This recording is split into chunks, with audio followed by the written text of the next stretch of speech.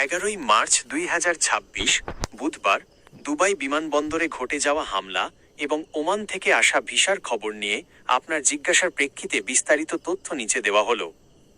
Dubai বিমানবন্দরে হামলা ও বাংলাদেশির update.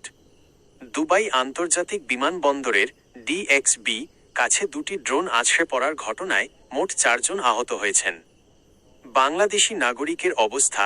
Dubai media অফিসের তথ্য অনুযায়ী আহত বাংলাদেশির আঘাত সামান্য, মাইনর ইনজুরিজ। তাকে প্রাথমিক চিকিৎসা দেওয়া হয়েছে এবং তিনি বর্তমানে শঙ্কামুক্ত।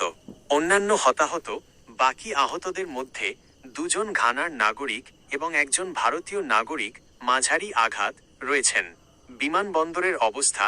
হামলার পর সাময়িক বিঘ্ন ঘটলেও বর্তমানে ফ্লাইট চলাচল স্বাভাবিক রয়েছে। 2. ওমান থেকে আসা সুখবর। ভিসা সংক্রান্ত। ওমান থেকে বাংলাদেশি প্রবাসীদের জন্য মূলত 2টি বড় ইতিবাচক খবর বা সুখবর পাওয়া গেছে।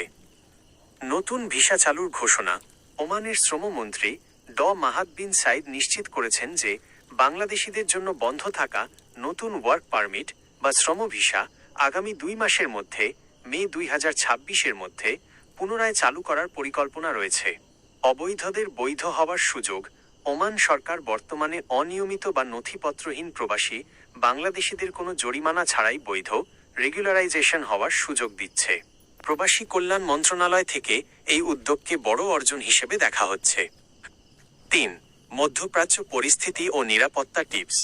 বর্তমানে আঞ্চলিক উত্তেজনার কারণে ইউএই এবং ওমানের কিছু এলাকায় নিরাপত্তা সতর্কতা জারি রয়েছে।